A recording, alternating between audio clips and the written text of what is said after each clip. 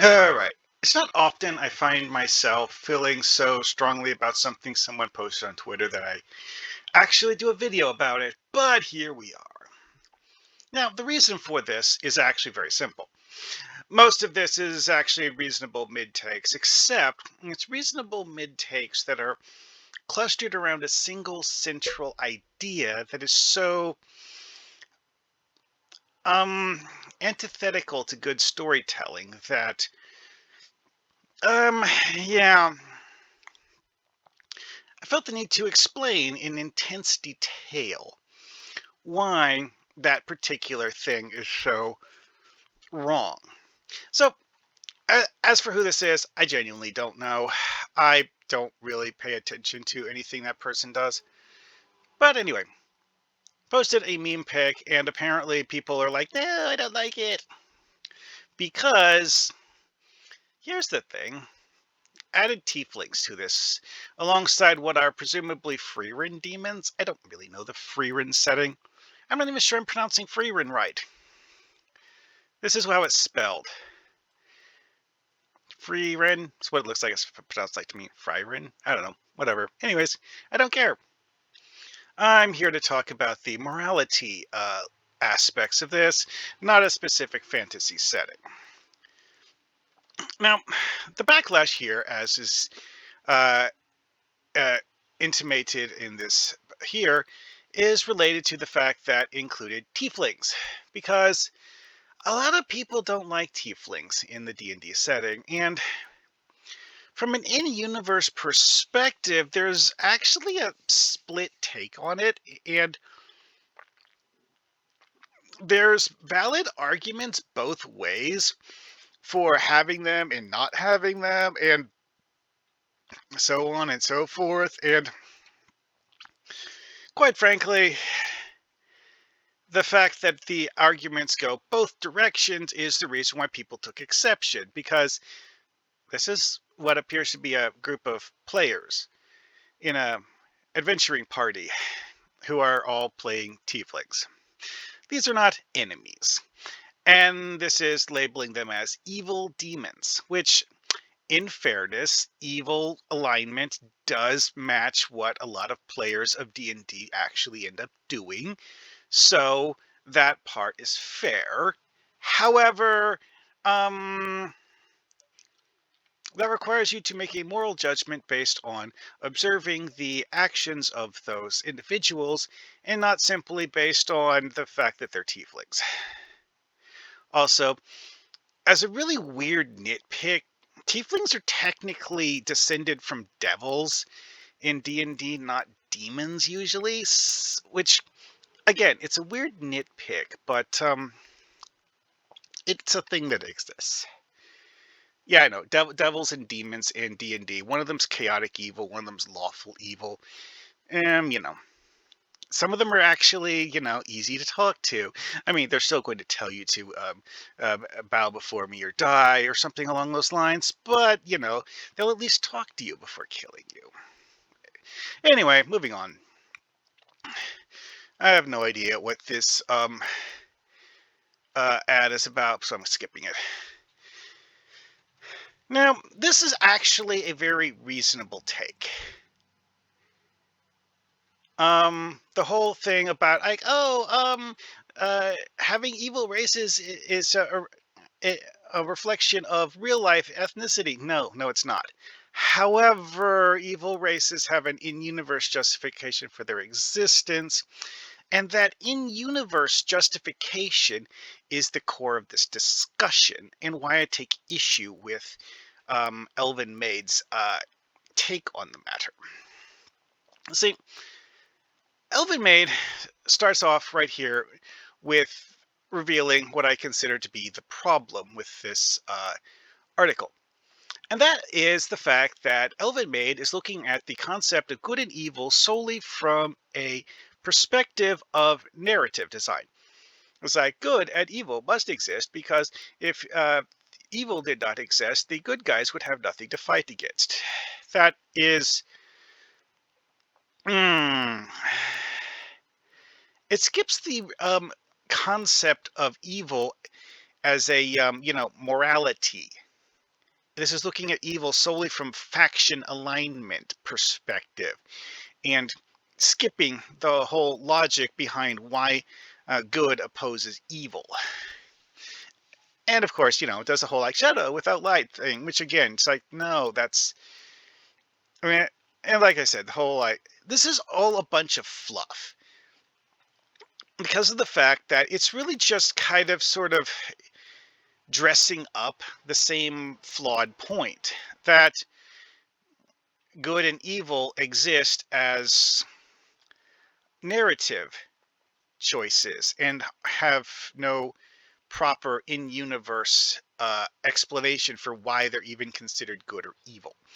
Now, later on, Elvin Maid uses Freerin examples, which, quite frankly, I don't know Freerin enough to know whether these examples are actually correct or not, so I'm going to skip over that part. Anyway, the claim there, however, is that in Freerin, demons are, as a whole, irredeemably evil because they're demons, and that the best you can hope for with demons in Freerin is to get them to play along with pretending to be good temporarily until they are able to do what comes naturally to them, which will be probably to kill you.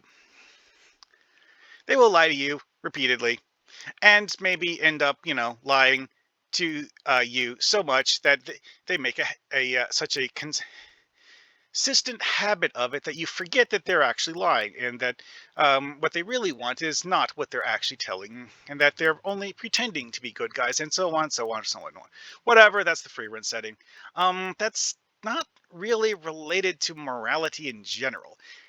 And if this was kept as a discussion of the way demons work in free rent, I wouldn't object to it. Thing is, yeah, it's not. Anyways, I'm going to scroll past all the free rent stuff. Let's move away to something that is see, here's the thing. One thing that Elvin Maid is forgetting: creatures in the monster manual. Humans are creatures in the monster manual. And elves.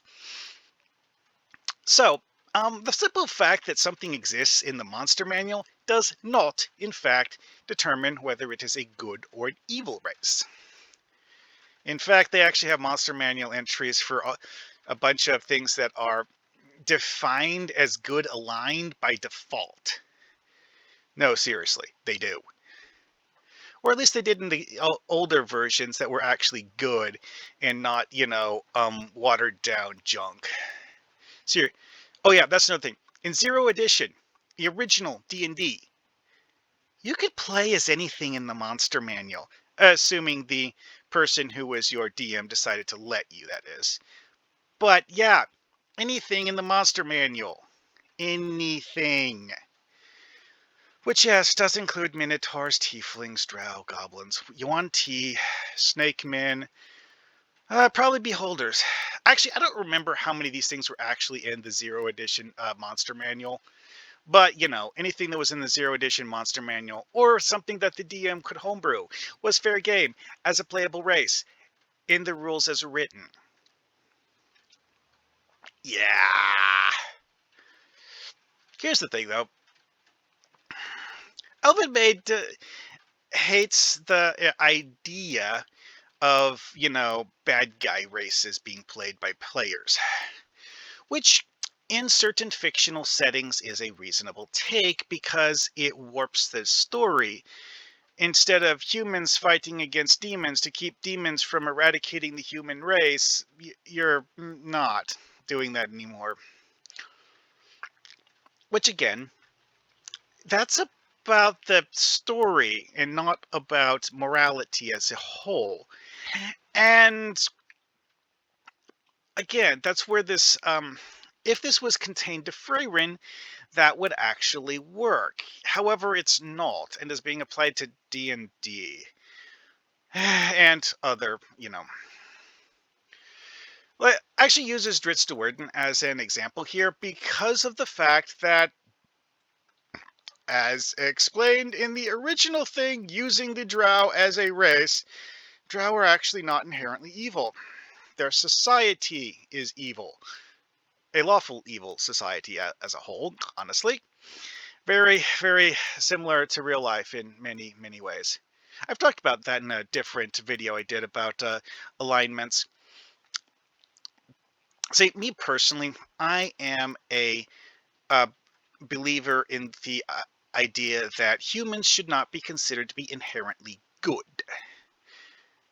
As a whole, humans in real life, that is the entire human race taken together as a unified entity. All however many billion of us there are living on the earth today. I would say that humans as a whole are lawful evil, not good. Again, that's the human race as a whole, not individual people. Because of the fact that, again, good, evil, struggles between good and evil in fiction are a reflection of reality. And painting fictional characters as inherently good or evil cheapens the concept of good and evil.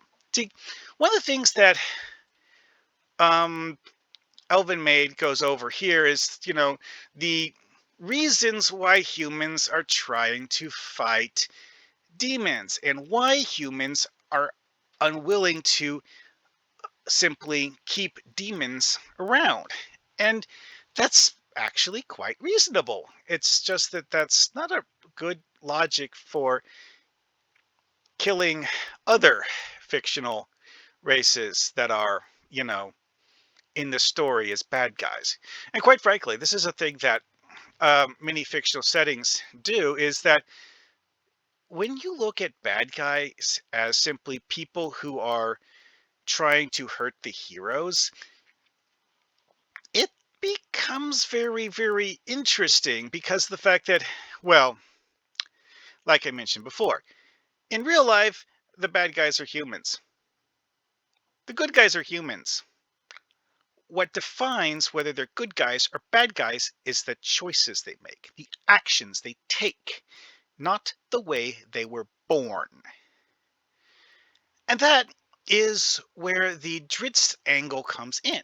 Drizzt chose to be a good person, despite being raised in an evil society. And that was what makes the character interesting. Also, there's the whole logic behind, which admittedly a lot of people don't like, because the fact that Drow are seen as cool and edgelord and stuff, so a lot of players want to play as Drow, which I have a DDO character who is a Drow. Yes, I personally am part of the problem. Enjoy. Whatever. Anyways, see, here's the thing though. I don't play a Drow as an evil character. I play a Drow as a person who is descended from one of the elves cursed by Lolth, who has decided that doesn't want to support the cult of Lolth, and thus is choosing not to follow in the ways that Lolth wants the Drow to follow. Simple as that. An example of this from Lord of the Rings. Orcs. Orcs are beings who are actually created to be evil. They're not naturally born.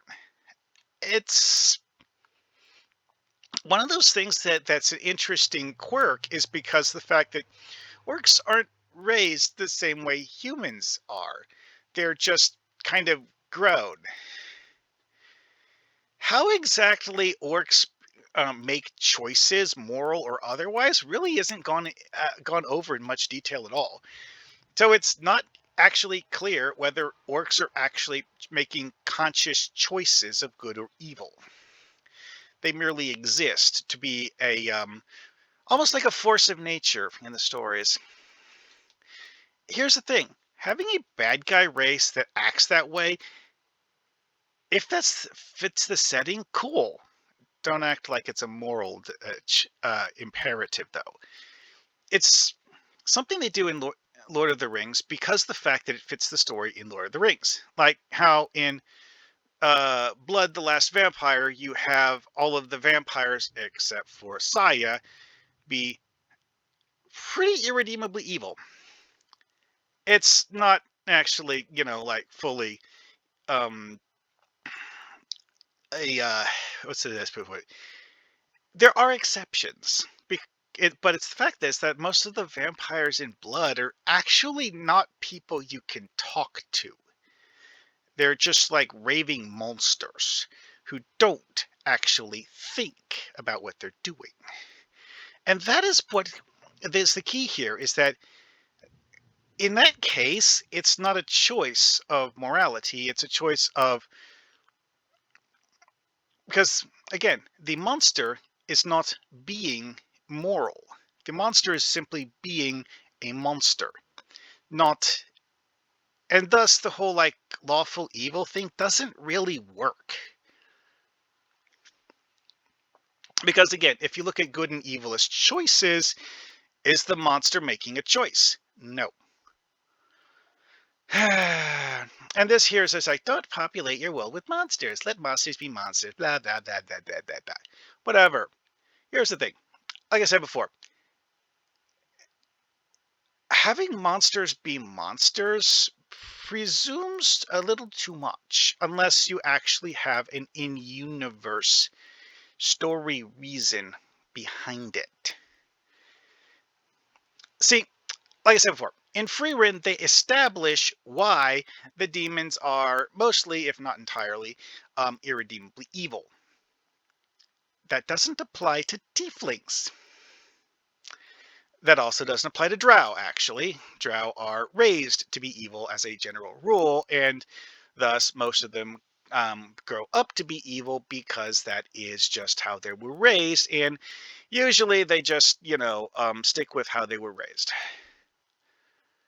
At any rate, though, yeah, monsters being fundamentally different from players kind of cheapens the entire concept of morality, because it's taking the story from a narrative tale about good and evil to us versus them, which, if that's the kind of story you're telling, fine. If it's not, also fine.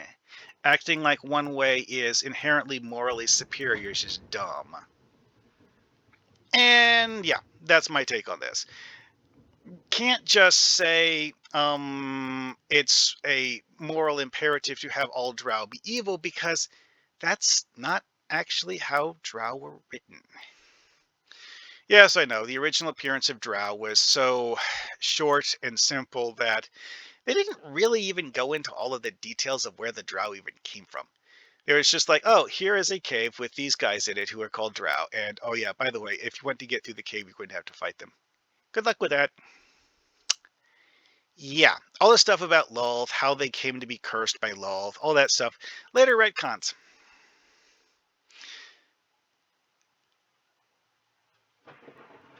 All this stuff here is because the fact that this person is looking at it from the wrong perspective, and kind of othering races solely because, oh, that's a monster, therefore that should be over there in the monster bin and kept away from polite civilized society. Here, and like I said before, in universe that can work if you establish why. And I'm going to end it there because I think I'm starting to ramble. Alrighty then, see you guys later.